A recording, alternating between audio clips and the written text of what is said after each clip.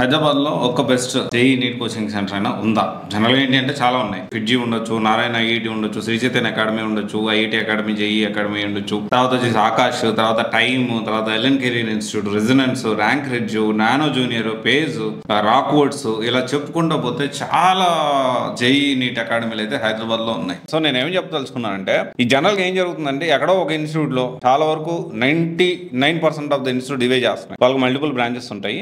ఎక్కడో ఒక బ్రాంచ్లో మంచి ఫ్యాకల్టీ ఉంటారు, ఆ బ్రాంచ్లోనే మంచి ఫ్యాకల్టీ ఉంటారు, ఆ బ్రాంచ్లో మెరిట్ స్టూడెంట్స్ని తీసుకుంటారు, ఆ బ్రాంచ్లోనే వాళ్ళ దగ్గర ఉండి పర్సనల్ అటెన్షన్ ఉంటుంది, బెస్ట్ ఎడ్యుకేషన్ ఉంటుంది, క్వాలిటీ ఎడ్యుకేషన్ ఉంటుంది. సో మంచిగా వాళ్ళని మంచిగా చూసుకొని ఆ ఒక్క క్యాంపస్ నుంచే ర్యాంక్స్ వస్తాయి. మొత్తం మా ఇన్స్టిట్యూట్లో అన్ని ర్యాంక్స్ వచ్చాయని ప్రమోట్ చేసుకుంటూ ఉంటారు. సో నేనేం చెప్పదలుచుకున్నానంటే, మీరు పర్టికులర్గా ఫస్ట్ పాయింట్ ఏంటి అంటే, ఒకవేళ ఆల్రెడీ స్టూడెంట్స్ ఎవరన్నా ఈ వీడియో చూస్తే, మీరు ఏ ఇన్స్టిట్యూట్లో హైదరాబాద్లో జేఈ నీట్ కోచింగ్ ఎక్కడ జాయిన్ అయ్యారు, అక్కడ ఎలా ఉంది, దాంట్లో ప్రోస్ ఏంటి, కాన్స్ ఏంటి, బాగుందా బాగలేదా, సో చాలా క్లారిటీగా.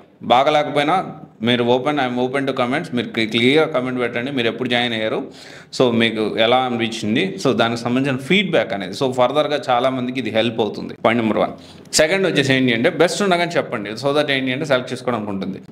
ఓకే, హైదరాబాద్లో ఎన్ని జేఈ నీట్ కోచింగ్ సెంటర్స్ ఉన్నాయి కదా, సో కొన్ని కీ ఫ్యాక్టర్స్ ప్రతి ఒక్క పేరెంట్స్ దీన్ని ఒకవేళ ఈ వీడియో చూస్తూ ఉంటే ఈ కీ ఫ్యాక్టర్స్ ఉన్నాయా లేదని పర్టికులర్ బ్రాంచ్కి వెళ్ళి అక్కడ మీరు తెలుసుకోవడానికి ప్రయత్నం చేయండి. సో దాంట్లో ఈ పర్టికులర్ బ్రాంచ్లో ట్రాక్ రికార్డ్ ఎలా ఉంది, ఎన్ని ర్యాంక్స్ వచ్చాయి ప్రీవియస్ ఇయర్, సో ఫ్యాకల్టీ ఎలా ఉన్నారు, లోకల్ వాళ్ళు ఎక్కువ ఉన్నారా, లేకపోతే మంచి ఐఐటి నుంచి ఫ్యాకల్టీని తీసుకొచ్చి చెప్పిస్తూ ఉన్నారా, మంచి ఫ్యాకల్టీ లేకుండా ఏదో నార్మల్ ఫ్యాకల్టీ మంత్రంగా సో చెప్పిస్తూ ఉన్నది ఖచ్చితంగా కనుక్కోవాలి. దాంతోపాటు స్టడీ మెటీరియల్ అంటే ఇన్స్టిట్యూట్ డబ్బులు సంపాదించుకోవడానికి స్టడీ మెటీరియల్ కాదు, అది వర్తా కాదా, సో ఎలా ఉంది, మంచిగా ప్రొవైడ్ చేస్తున్నారా లేదా, test series which is very important. తర్వాత వచ్చేసి బ్యాచ్ సైజ్ వచ్చేసి లిమిటెడ్ బ్యాచ్ సైజ్ ఉండాలి. 120 మంది 150 మంది క్లాస్లో కూర్చుంటే పిల్లలు వెళ్ళడానికి అవ్వదండి. చాలా పేరెంట్స్ అందరూ ఆలోచించాలి. క్యాంపస్ బాగుంది, సో మంచి ఇన్స్టిట్యూట్, మంచి జేఈ నీట్ కోచింగ్ కాదు, లిమిటెడ్ బ్యాచ్, మినిమం 30 నుంచి 50 దాటకూడదు. ఒకవేళ 50 దాటిందంటే ఒక టీచర్ ఎలా హ్యాండిల్ చేస్తారు, అటెన్షన్ ఎలా ఉంటుంది, అసలు ఎవరు వింటున్నారో కూడా తెలియదు. వాళ్ళ పాటికి వాళ్ళు బోర్డు తిరిగి చెప్పుకొని పోతారు. పిల్లలు వీళ్ళ పాటికి వీళ్ళు ఈయనవాడు వింటాడు, ఎన్నోడు విన్నాడు, అట్లా కాదు కదా.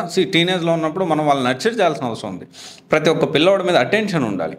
తర్వాత వచ్చేసి ఇన్ఫ్రాస్ట్రక్చర్ చాలా ఇంపార్టెంట్. చాలామంది ఇన్ఫ్రాస్ట్రక్చర్ అనేది ఒక ప్లే గ్రౌండ్ ఉండదు, ఒక కనీసం నీట్నెస్ ఉండదు. హాస్టల్లో ఎట్లా పడితే అట్లా ఉంచుతారు. ఎప్పుడో ఒకసారి 2 రోజులకు ఒకసారి 3 రోజులకు వస్తారు, వాష్రూమ్స్ క్లీన్ చేస్తారు. అట్లా కాకుండా రెగ్యులర్ బేసిస్లో నీట్నెస్ మెయింటైన్ చేస్తున్నారా లేదా, విచ్ ఈస్ వెరీ ఇంపార్టెంట్. తర్వాత test series, this is also very important. Test series ఎలా ఉంది, టెస్ట్ సిరీస్ మంచిగా కండక్ట్ చేస్తున్నారా లేదా. తర్వాత డౌట్స్ క్లియరెన్స్ మెకానిజం ఉందా లేదా, ఒక పిల్లవాడికి డౌట్ వస్తే క్లియర్ చేసేవానికి అసలు కనీసం అవైలబిలిటీ ఎవరు ఉంటున్నారు. దీంతో పాటు పర్సనల్ అటెన్షన్ అనేది చాలా ఇంపార్టెంట్.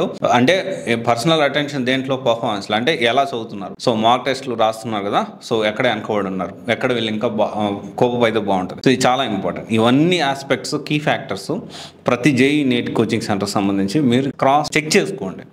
సో స్టూడెంట్స్ అందరూ కూడా ఒకవేళ జాయిన్ అయ్యి ఉంటే ఎక్కడ బాగుంది ఎక్కడ బాగలేదని మీరు కమెంట్ రూమ్లో తెలియజేయచ్చు.